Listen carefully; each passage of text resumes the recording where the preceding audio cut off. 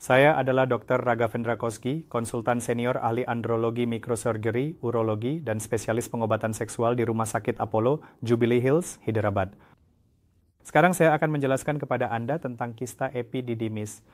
Apa itu kista epididymis?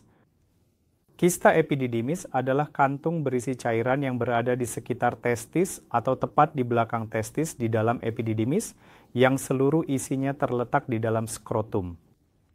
Jadi kapan kista ini biasanya muncul? Kista ini umum terjadi pada kelompok usia paruh baya, yaitu antara 20 hingga 40 tahun. Kista ini cukup jarang ditemukan pada anak-anak, maka Anda perlu khawatir tentang kista epididymis.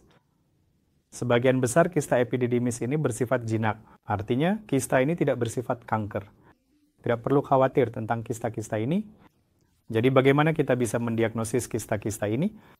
Jika terdapat kista yang sangat kecil, kista ini bisa ditemukan secara kebetulan saat pemeriksaan fisik atau ketika Anda menjalani USG skrotum untuk alasan lain, kita bisa menemukan kista ini. Terkadang saat pemeriksaan mandiri atau jika kistanya cukup besar, Anda bisa merasakan sendiri adanya benjolan di skrotum.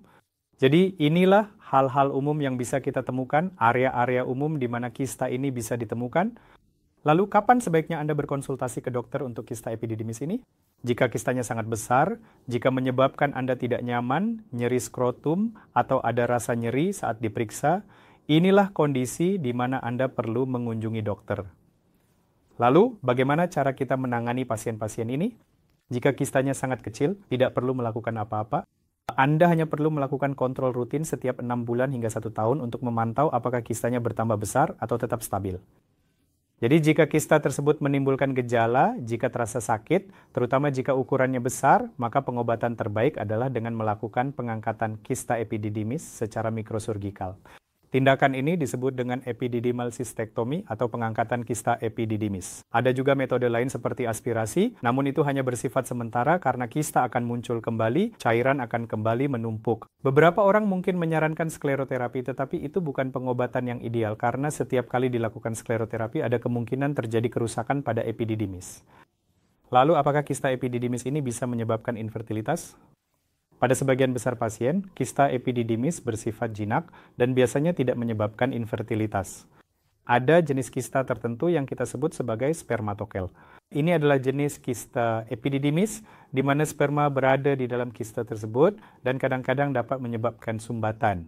Namun secara umum, kista epididymis tidak berhubungan dengan masalah kesuburan.